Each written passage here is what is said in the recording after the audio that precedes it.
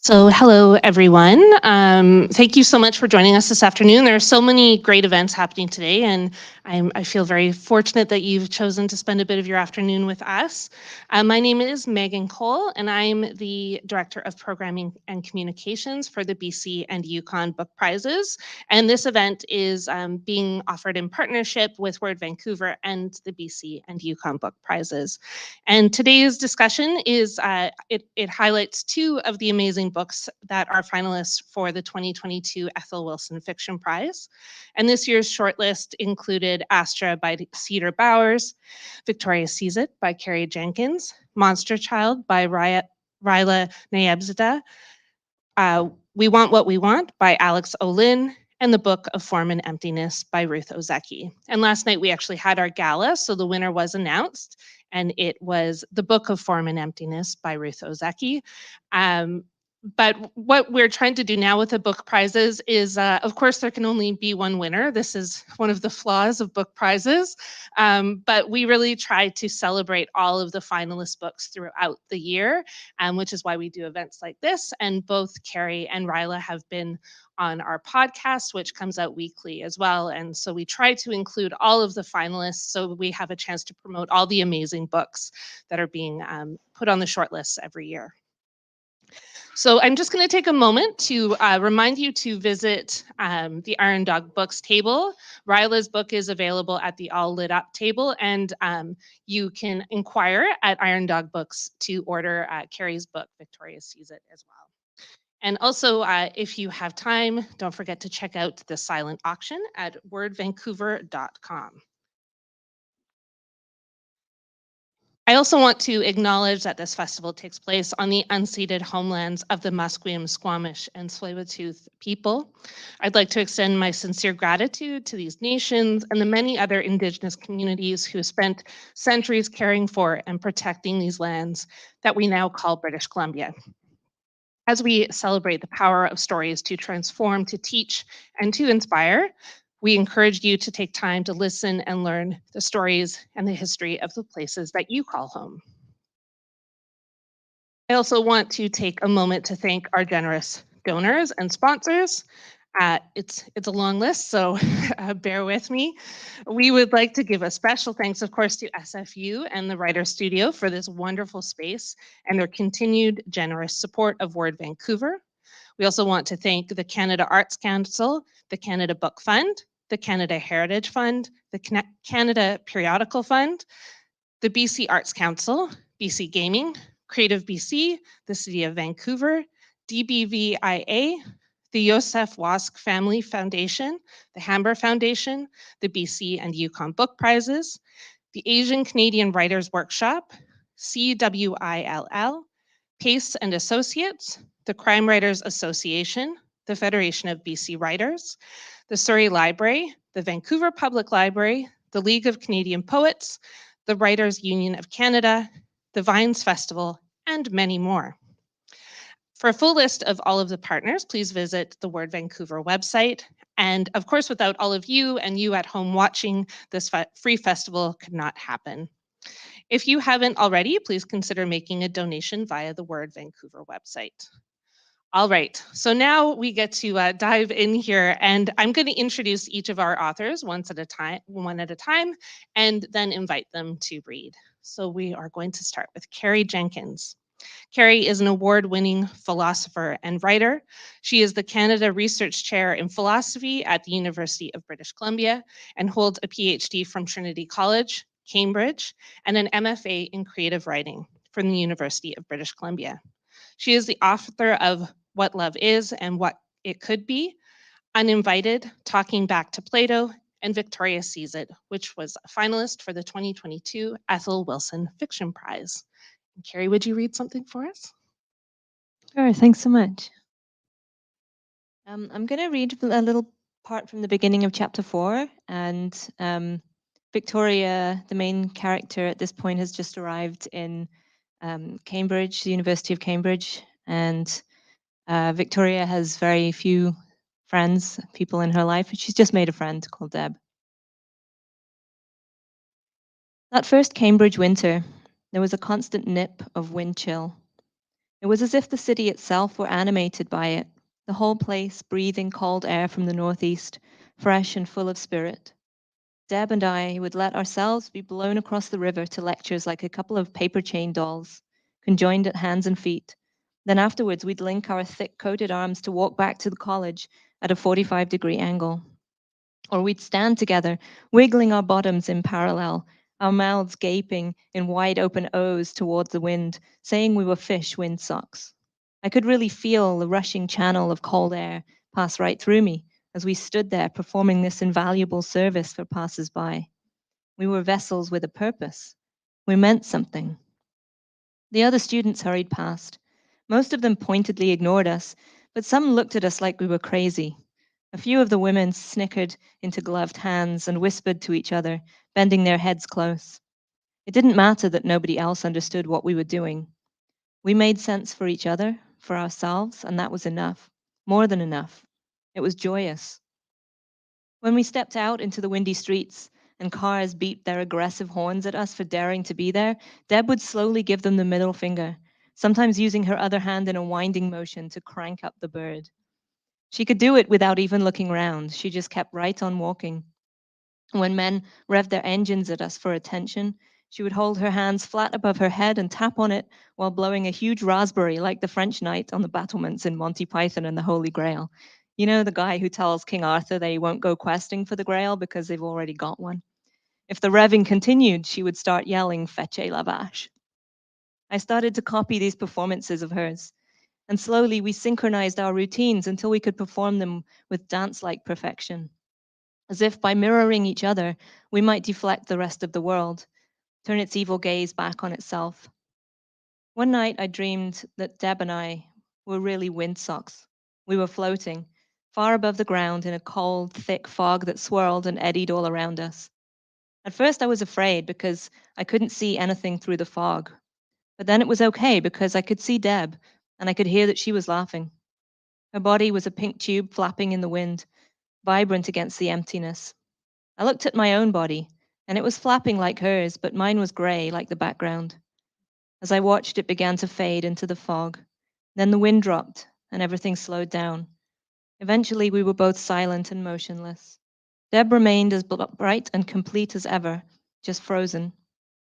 My own fish sock body had all but disappeared, leaving a thin, gray, papery shell that would disperse in a fine, ashy powder if anything ever touched it. But nothing did. Nothing moved, and I somehow knew that nothing would ever move again. When I woke up, she was right there, curled on my floor in the fluffy pink blanket that she'd taken to stashing under my bed for the purpose. Thanks.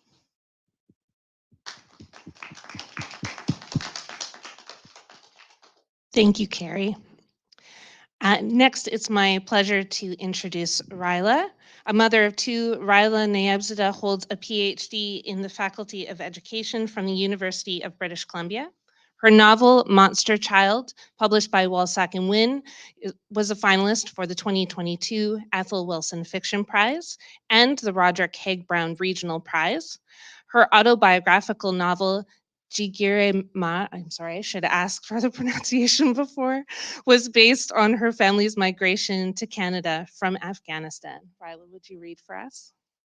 Thank you. I'm going to read from chapter 1.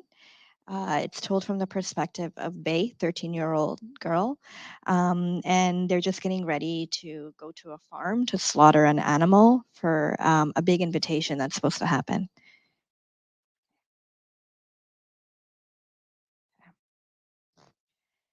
You're a disease, Bay, I was occasionally told, meaning one of two things. I was contagious, contaminating others with abominable infections, or like a tree, I branched out and slowly grew on people. And although they called me a disease, especially after trying to seduce my English teacher, Mr. Harvey, my sister Shabnam is the monster child. She's the one who cries blood. This morning I'm woken up by Padar. Get up. Farhad's waiting in the car, he says. I look over my shoulder to catch a glimpse of the time. It's not even 5 a.m. The birds aren't even chirping yet. Can we have breakfast first? No. Getting out of bed, I try to make as much noise as possible.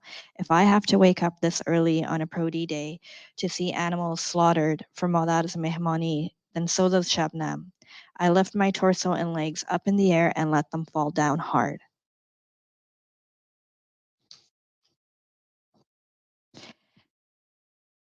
Shabnam is still sleeping. The walls could cave in and she'd still be out cold.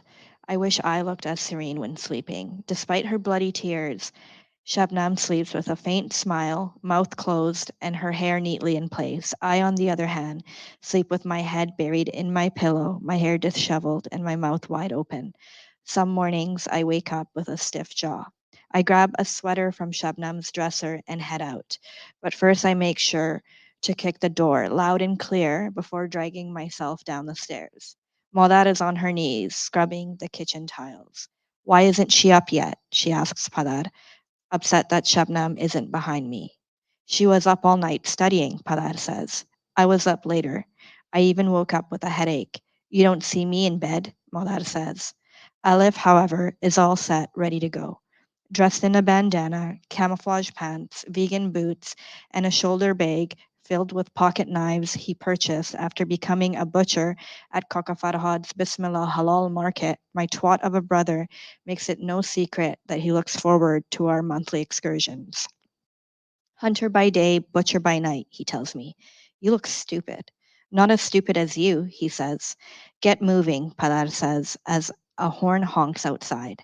A rusty blue car awaits us. Being the penny pincher that he is, I wouldn't be surprised if Kaka Farhad drives that thing into the ground.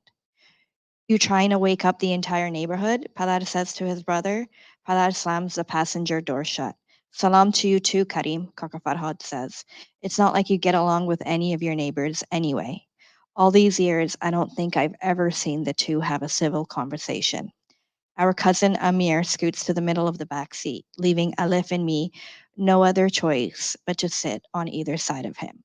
Amir spills over from his own seat, spreading his legs wide open. His thigh touches mine, and I feel like puking. I squish myself against the door. Amir doesn't take after his padar. Amir is short and stocky, and his padar is tall and lean. Amir is lazy and eats more than he breathes. Kaka Farhad is one of the hardest working men I've ever seen. Back in his prime, he was a well-known wrestler of Palwani in Kabul.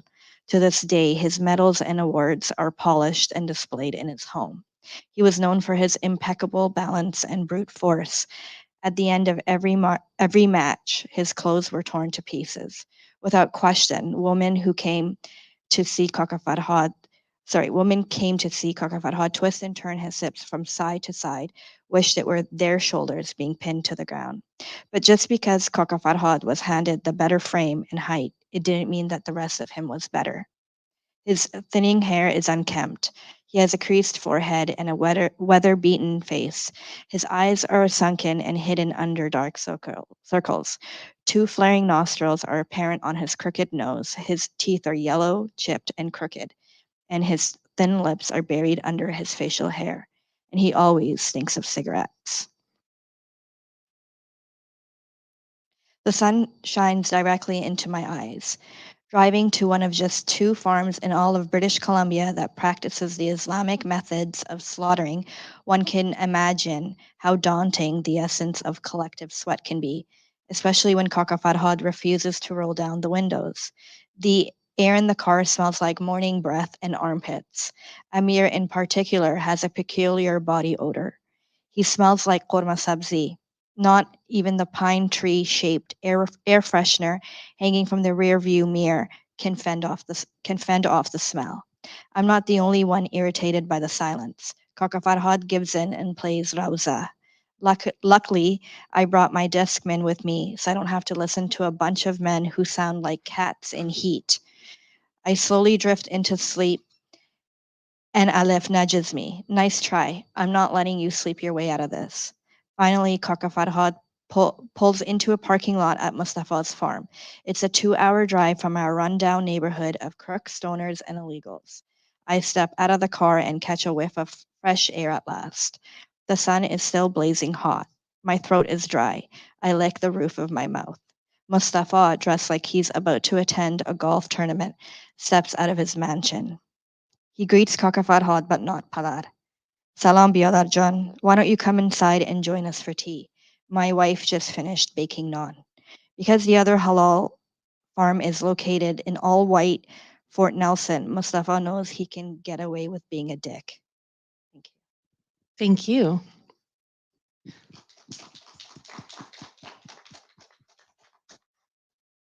So before we dive into our questions, I just want to say that we will make time for audience questions. But as you're thinking of your questions, please try to keep them to one focused question. We try to avoid comments disguised as questions. It's hard for me to repeat for our live stream audience and hard often for our authors to remember.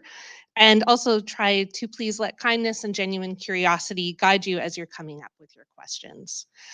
So I've had the pleasure of chatting with both Carrie and Rahela for the podcast. And I always start the podcast with an icebreaker question, which I'm sure they're both very relieved I haven't done this time because I think if you listen to the podcast, the icebreaker question this year was, what was it even? If you had to read only one book or watch one TV show for the rest of your life, what would it be and why? I'm a very cruel person. I understand this. Like everyone says to me, this is an impossible question. But if you want to hear their answers, because they both answered, you can hear it on the podcast. But we're not going to play that game today. We're going to talk a bit more broadly about their two books, but I wanted to start with the question that I think we're always curious about, and that's a little bit about how your novel started, because I know that kind of was an interesting journey for the two of you. So if you could share a little bit about how you started your novel, and maybe Rahela, will go start with you first. So Monster Child, I've been thinking about it for 10 years. And originally it was supposed to be a fantasy novel. And then I ditched that idea. I came up with the title 10 years ago, and like the ideas were just running in my head, and I didn't sit down and actually write it until 5 years ago. So like I said, it was supposed to be fantasy, and that idea didn't work out. So then I was doing my practicum at Gladstone, and I was teaching the Jade Peony by Wei Sin Choi. And I read that book in high school, and I didn't like it. But now that I was teaching it, I just fell in love with it, and it inspired me to kind of write my own version, but on Afghan characters. I really loved his book and his writing. So that was it. That's what inspired me. Wow. I started writing a short story and then I failed. So I kept going. The book actually, this book exists mostly because of a class I took during the MFA in creative writing at the University of British Columbia. And I had to write a short story, and I am evidently not very good at that. And the first line that I wrote was actually still the first line of the finished novel, which is, "My mother stopped talking when I was born." It's the first line of chapter 1. There's a preface in the finished version, but that that line is where the character's voice comes from. Victoria's voice is already, it sort of just came into existence fully formed in that line, and then she kept talking. And the what happened for the class was I ended up writing a sketch of what the longer version of the story was going to be, and then I spent the next several years filling in the blanks. The thematic or contentful inspiration, I think, mostly come from topics and stories that I haven't been able to tell in any other form. I hadn't written fiction prior to taking this class. I didn't really consider myself as someone who would do that. But when the task is put in front of you, you try to give it your best shot. And it turned out that fiction opened some cans of maybe worms, maybe some other stuff, in terms of what I could write about through this genre, and ways that I could find to tell stories that just hadn't felt like they could come through in any other form, about things like mental illness and the intergenerational nature of mental illness and women especially, and the madness of women, and power and institutions and reality. So these are, all of that stuff had been, it took my entire life to get anywhere close to where I am with that. But the idea of using fiction to speak to those themes really just crystallized through the process of trying and failing to write a short version of this book. I think we can all agree that we're all in some way glad you both failed at your original attempts. That's a weird thing to say, but it worked out very well. I'm okay with that. Yeah, there we go. So something I loved so much about both of your books is how the characters really move the story forward. These are novels that are really about very interesting, very complicated characters, and the story kind of unfolds from them. And how did you develop these characters? And maybe you could introduce them a little bit without giving too much away. And Carrie, maybe we'll start with you on this one. I can introduce her more easily than answer the difficult part of your question. So Victoria is, we sort of follow her from her childhood, in a situation where she has a mother who doesn't speak, hence the first line, her mother ceasing to talk when she's born. She's raised by people she calls an aunt and an uncle, in England, in poverty, or sort of borderline poverty, and has a lot of difficulty with understanding other people, social connections, etc. And then she goes to study at the University of Cambridge as an undergraduate. She makes the first friend that she's had in her life, the first real person that she's had in her life, and then in short order, that person goes missing. And the rest of the story is about her attempts to find out what's happened. It seems as if the world around her is not acknowledging the loss, and so she struggles with that. The distinctions between what she thinks is happening and what everyone else is calling reality. How I developed her, it's kind of, that's the hard part. I mean, like I felt the voice just, as I said, kind of fully formed quite early on in the process, and my book really almost only has a plot because I knew I had to give one in order for her to have an opportunity to speak about things. There was nothing, I guess I'm not a very plot-driven author of fiction. The character was the point, and for her to give her voice was the point of writing for me. And I think, is that enough of an answer? I think so. Thanks. I mean, the rest of the answer is going to be because my editor and my agent are amazing, and they helped me to make her come through as clearly as she now does. The versions I had were they needed a lot of other people's red pen through them before they would sound like she does now. But this is what I had in mind all along. So, Monster Child is based off a family, an Afghan family. It's told from the perspective of 3 children, and they're the main characters. So 13-year-old Bay, and then Shabnam, she's 16, and then Aleph, who's 15. And so they're all in high school. They're young teenagers, and pretty much something really bad happens, like something tragic happens to the mom.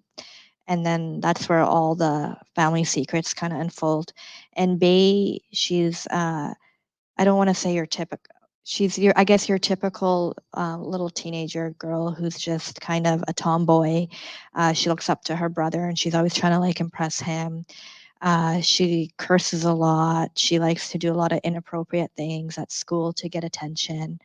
And then there's Aleph, who's kind of a angry brother, but he has every reason to be angry. That's what I think.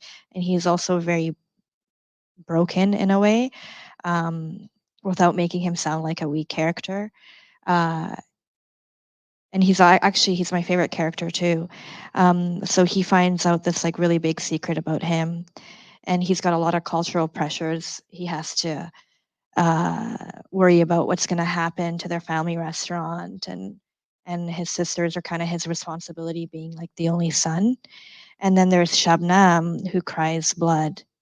She was just born with that condition, and she's like the half sister, so she kind of fits in, kind of doesn't, and she has her own battles that she goes through. And then Madar and Padar, I'd say, are also very important characters too. But I wanted to focus more on the children. Oh, and sorry, and how I came about to develop them. Yeah. Sorry, I forgot that. Yeah. I didn't want to admit this at first, but a lot of it has to do with my own experiences. And people are starting to figure out that Aleph and Bay is me and my brother.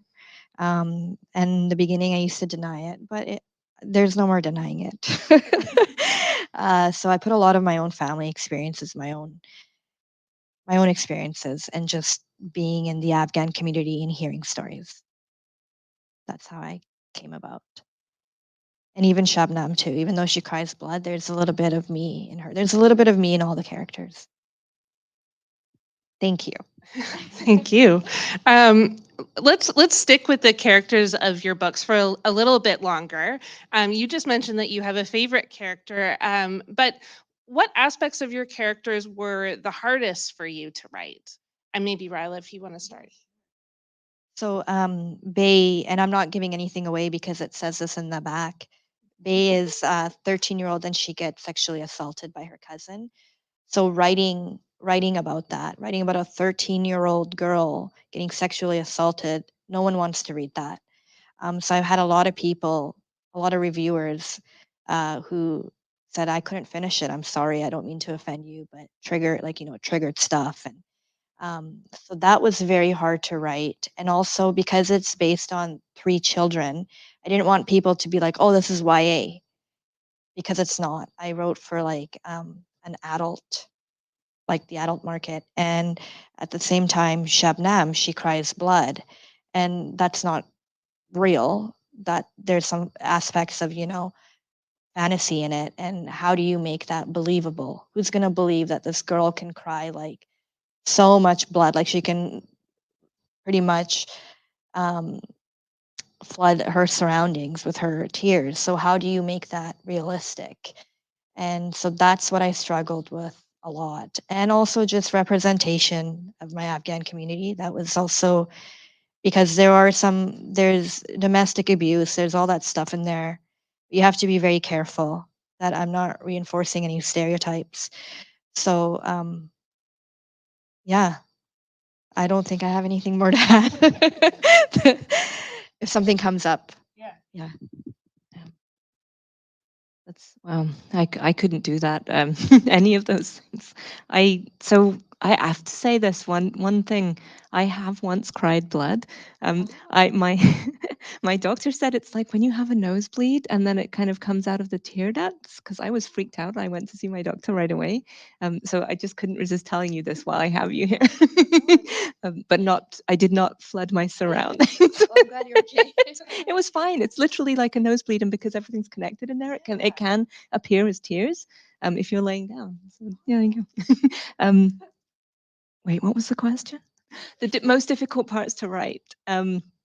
There's so my book has a scene that can be read as a sexual assault scene, as specifically a rape scene. That was very hard for me to write, and I ended up actually not quite writing that. I'm not going to say more about like why exactly I didn't quite write it, but that then became not just emotionally but technically challenging, because how to describe without describing a situation. I mean, it's for me the most challenging emotionally was there's a voice in the narrative. There's a sort of secondary narrative voice in my book. Most of it's narrated by Victoria, this main character. This secondary narrative voice will appear at times, and in shorter passages and visually marked with italics. and that voice is very clearly not a neurotypical person speaking. And so again, I wanted to, I mean, I think similar to you, Rahela, avoid stereotypes and avoid like reconfirming people's ideas about what that voice should sound like or would sound like. And at the same time, there was a lot that I needed it to do in a very small number of words, because this voice doesn't get a lot of airtime or page space.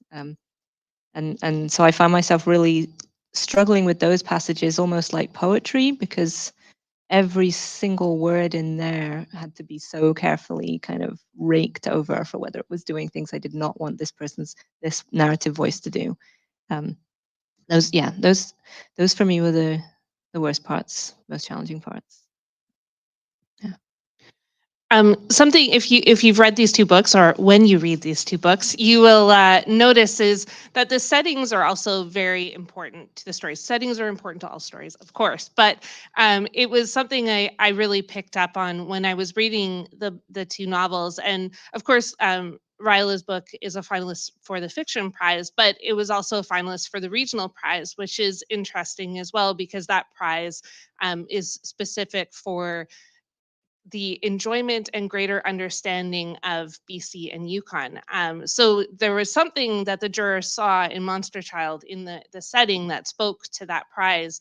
And I've talked to Carrie as well about the setting in Victoria Sees It.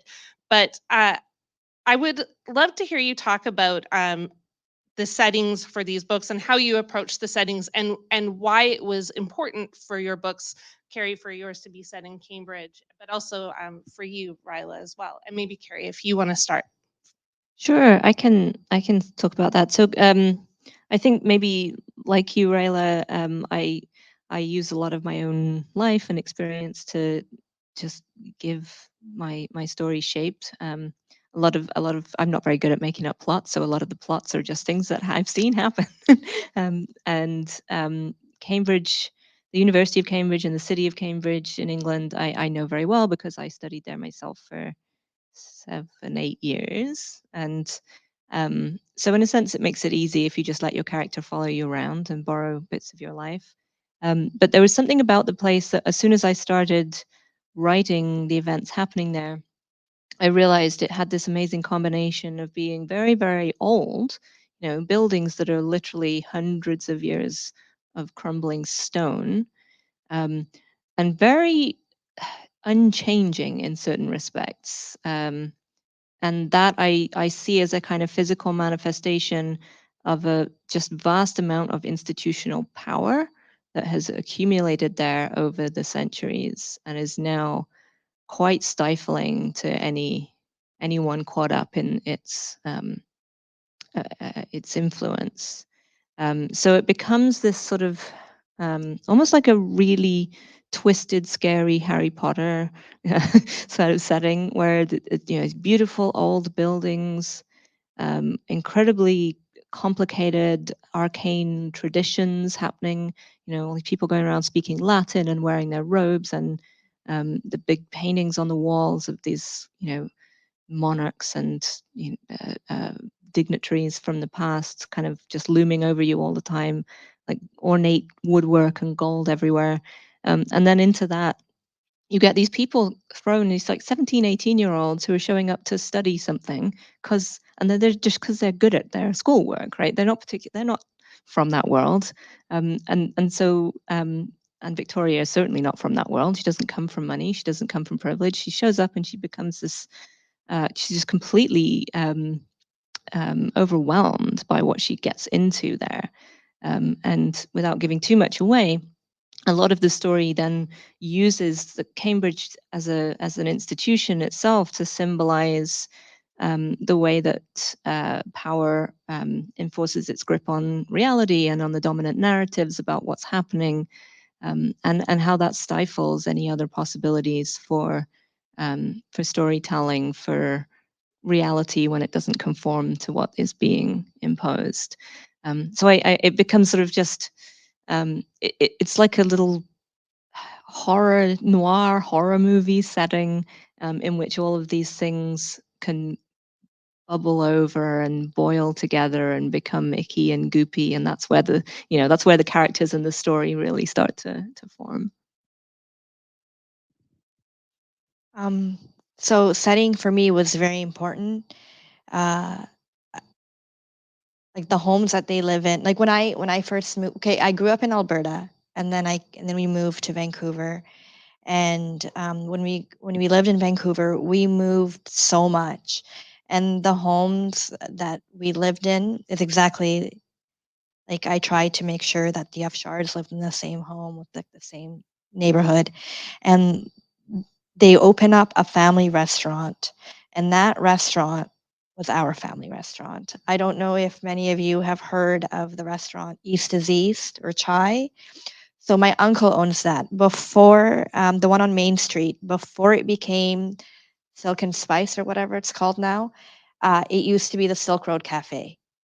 And so the restaurant Afghan Nomad from my book was a Silk Road Cafe, and all the experiences we faced, and my dad trying to make it look like a little of like a little Afghanistan inside our restaurant. Like that was just my experience. And then there's also a chapter in Monster Child where they're at a mosque. That's my mosque. So like you said, Carrie, like I don't know how to create things. I write things that I know and that I've seen and I've lived. And it just makes my life so much easier. So it was very important to me that it be set in Vancouver because it had a lot to do with my own family experience. So I'm gonna ask a bit of a deeper question. When I chat with the authors on the podcast, we tend to nerd out like quite a bit, but I understand in public events often folks haven't had a chance to read the books. So, but one question that I really wanted to chat with Rahela and Carrie about was the way their books kind of navigate what is seen and said and what is also kept silent and hidden. And why were these topics that the two of you kind of wanted to explore in your books, and also the challenges of writing those things? Because for some reason, pointing at the things that we don't want to, bring out into the spotlight is hard for people to read sometimes. So, Ryla, if you want to start with that one. There was a lot of things that I wrote in here. Okay, in the like earlier, I mentioned how it's very important to me that I work carefully with voices of my characters, because immediately when you write about any community, you represent that entire community, so that becomes very dangerous. But I didn't want to write about domestic abuse, but I had to. I just had to. It happened in the book, and I know I upset a lot of people doing that. But there are topics that just don't get talked about a lot in my culture, and also sexual assault. Not just sexual assault, but when it happens to you by another family member. And I know there's a lot of books out there that make money because they write these exact same topics. Um, and I wanted to just talk about it. It meant a lot to me. And there's also just hiding things for the sake of, saving face, or because you have a reputation in your community or your religion. Uh, Nobody really likes to talk about that. But for me, it was very important. And also, just like the mistreatment of Hazaras in Afghanistan, that was also very important. I really wanted to talk about that because nobody likes to talk about that. Yeah, it was just important that I do it, because I would rather talk about that than have some white author create an Afghan community um, and write about these topics, if that makes sense. Oh, sorry. Yeah, I mean, I feel like the short answer is, and it sounds weird to say it about fiction, but the short answer is to tell the truth. And there's certain kinds of truths that just need to be told. And I like your distinction, Rahela, between the way that some people will just monetize the trauma. It becomes like trauma porn. there's ways and ways of telling these things, and that certainly there's a market for, but ways of telling that actually for real unsettle the narrative and like for real get people to pay attention to something they haven't and don't want to pay attention to. That's rare. And any opportunity, any time I've seen opportunities to do that, I've taken it, because I felt like that's a responsibility of being somebody with a voice and a perspective on those things. The kind of things that I've wanted to talk about in terms of mental health, abuse within the academic world, those are, I mean, those have been on my radar certainly my entire adult life, and in a lot of ways before that as well. And if I haven't known how to tell the truth about some of that stuff until I came across fiction as a method of truth telling. And I think that's really the only answer. I mean, if you can't tell your own stories and, you know, try to use them in ways that you think other people can find something in, then you probably can stop writing. But if you have that in you and you have that drive, that's, yeah, you sort of owe it to the world, I feel like. We are going to take time now for audience questions. If anyone has a question, feel free to raise your hand. Yeah, Francis?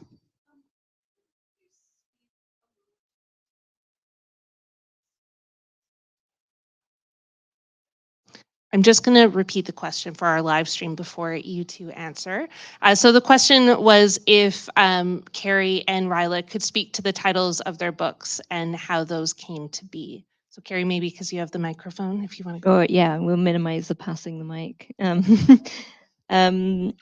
The working title of my book was different. I had thought of calling it Invariants, and there's some structural elements of the book that are still related to that working title.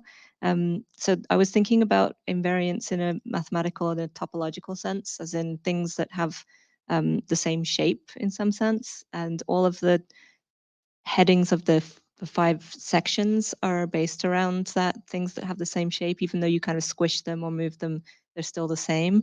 So the ultimate title that it ended up with, because my editor was correctly said, that's not a good title. It's clever, but that's all it is. I said, yeah, you're right. So it ended up being, so I wanted Victoria to be in the title because she is really the point of the book.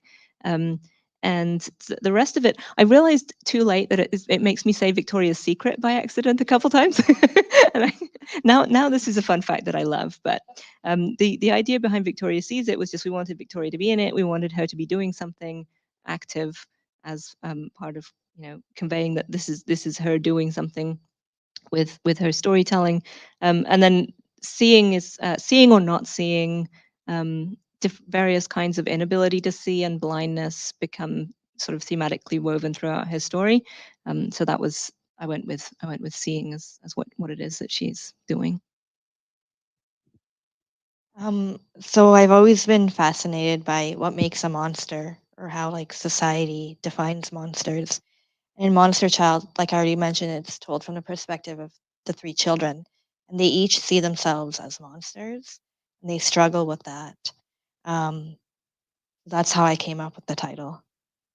But arguably, like every character in my novel can be a monster, depending on how you want to interpret it.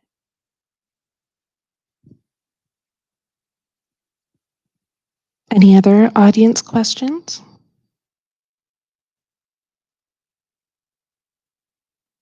Did you battle with writing the difficult parts that would upset family? I'm just going to repeat the question. I was sorry, Oh. Mr. Riley. Oh. Yeah, I'm just going to repeat it for our live stream folks so they have it. So for Rahela, it was, did you struggle with the parts that would upset family? Yes and no. um, I think my family knows what kind of a person I am, so they were kind of expecting it.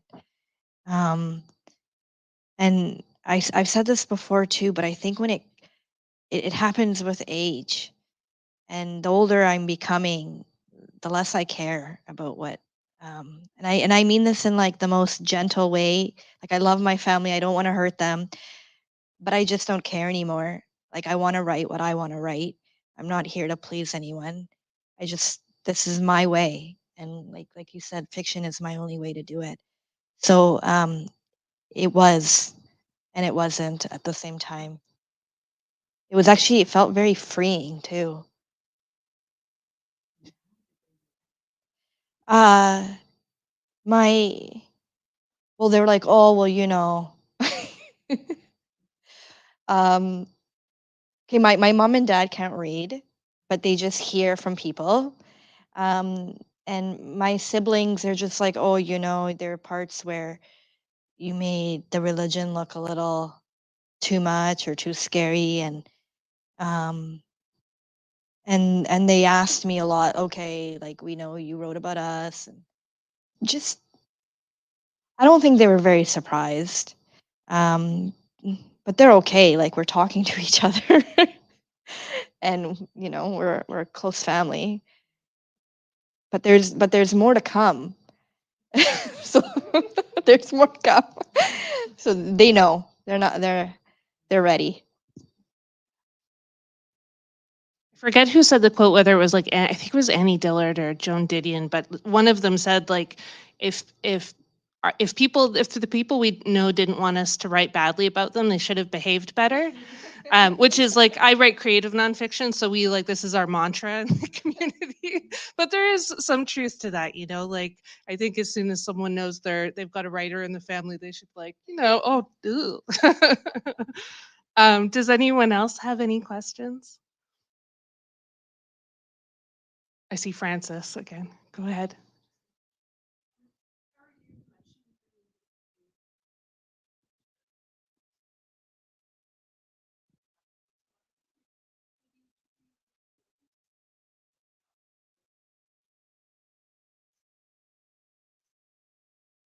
Yeah. I'm just going to repeat the question Sorry, yeah. quickly. Mhm. So the question was if Rahela and Carrie could speak to the relationship they had with their editors and any suggestions they may have made. Yeah, so my editor is Hayley Cullingham from Strange Light, Penguin Random House, and I can't say enough about how amazing she is and was.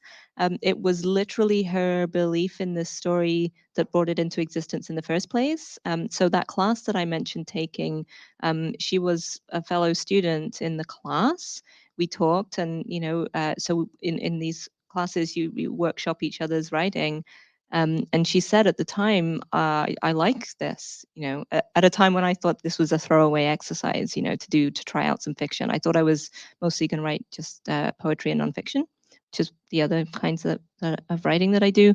And she said, no, I really think I see potential. Please make it into a manuscript and then send it to me.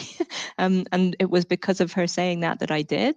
And so she's really been there, you know, in a lot of ways. I always feel like her name should be on here as well, and books are really misleading that way, and you only have one person's name on the front, and really these are always massively collaborative works of fiction or art. She helped me with everything from the title, the structure, line edits, the words, just yeah, it was absolutely an incredible process, and she was yeah, she was in many ways it's co-parent. So immediately, no, when I first wrote Monster Child, it was in 4 parts. So, and then I wrote like a total of 6 or 7 drafts. And when I got towards the end, I realized that part 4 didn't fit in. So I completely took an entire part out. And my editor, Paul, I told him that I want to take it out. And he said to me, yeah, you know, I never thought it really fit in to begin with. And when he said that, I'm just like, wow, like what a great editor. Like from the very beginning, like he felt it didn't fit in, but he never said anything. He wanted me to discover that on my own. And so like working with Paul with I don't know where I'd be without him. Working with Paul, like it felt so like it didn't even feel like he was like my editor. Like everything went so smoothly.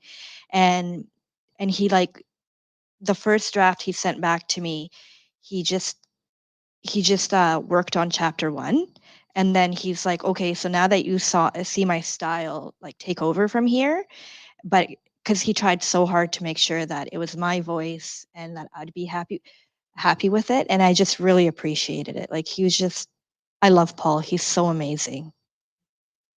I had a really good experience.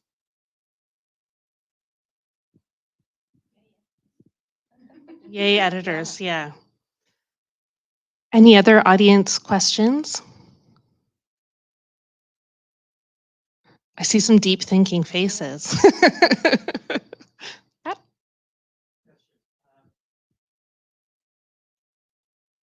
of the things, how do you recognize that are best told through fiction?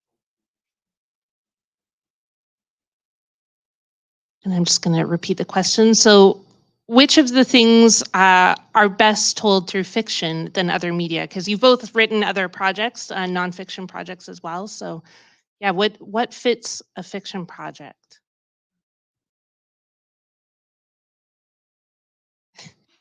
I don't know. You've got the microphone, so maybe you go first. I don't know. I don't really know how to answer your question. I just think I wanted it to. I wanted like readers to kind of grow with this family and kind of like walk through their journey and be able to see a lot of similarities despite culture. And I thought fiction was just the only way to do that. And I know I'm not really answering your question, but it just, I don't know. That's how it worked out for me. I'm pretty sure Carrie will have a better answer. I'm No glad one pressure. of us is sure. I can think of two kinds of answers, and one of them is, the way it's worked for me so far is that fiction is just there for the things I haven't found any other way of doing properly. But I think there is something deeper about the difference between what I want to write about in a non-fictional context or fiction. Poetry is an interesting one because it sort of straddles. You can write a fiction poem or you can write one that's just the literal truth. I actually wrote about crying blood in a poem. So it's kind of, and nobody knows. You don't have to say whether it's fiction or non-fiction if you're writing poetry. So it's like the ultimate get out of jail free. But there's something about fiction that I think about is that you when you make up stories, you can make them make more sense than real life does. Because real life's just a mess most of the time. It's just a big mash of everything. That story arcs are not well formed. Things don't come to satisfying resolutions. The drama dissipates for no reason sometimes, or it gets way too intense at moments that are inappropriate for the story. And if you're creating your own story, you don't have to worry about all of those aspects of it. So you can, if your point is to tell a kind of truth that is different from a literal this happened, then that happened, and then that happened kind of a truth, but something maybe more moral, aesthetic, more I hesitate to use the word philosophical, but I'll just bring it out because I can.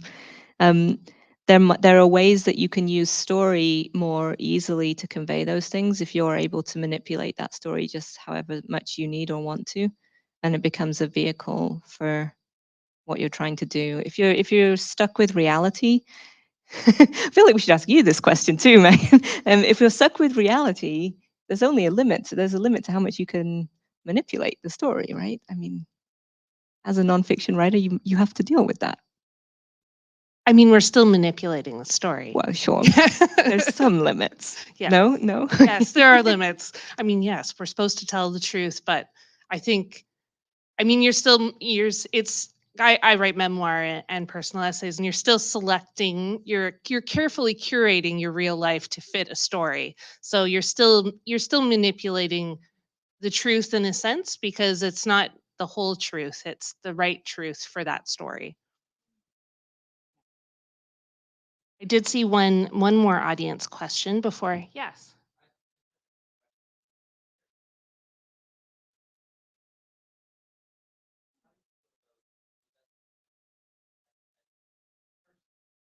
Oh no, it is. Yeah. I mean, a few different ways. It becomes sort of a focus of the character's own sort of interest in herself, trying to understand what her relationship is to her own mental health. There is that secondary narrative voice that I mentioned that obviously is from a neurodivergent place, and I knew some about what I wanted that voice to sound like because it is based on somebody that I know. But I did also do quite a bit of research just in the planning and the understanding of and part of what happens in these, this is very much a realistic thing, is that diagnoses either are just not present at all or they just really don't help at all. So a lot of the how I'm trying to approach mental health is not at all through the, DSM style of thinking about what it is or how to address it.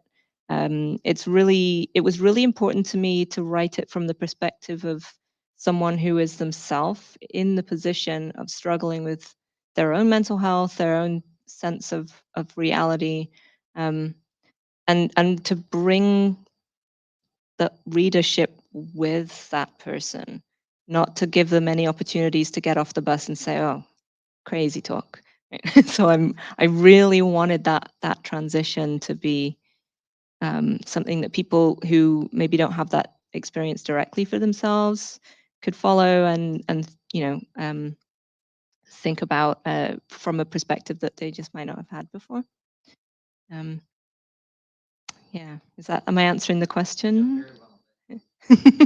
Yeah, I mean, like all of this, I think for both of us, there's there are twisted alter egos all the way through my book, and every character has some of my, what else do I have to give them? They have some of me. That's that's how I make things. All right. Well, I think that is our last audience question. We're almost at the end of our event. So I want to remind all of you once again to go buy these books.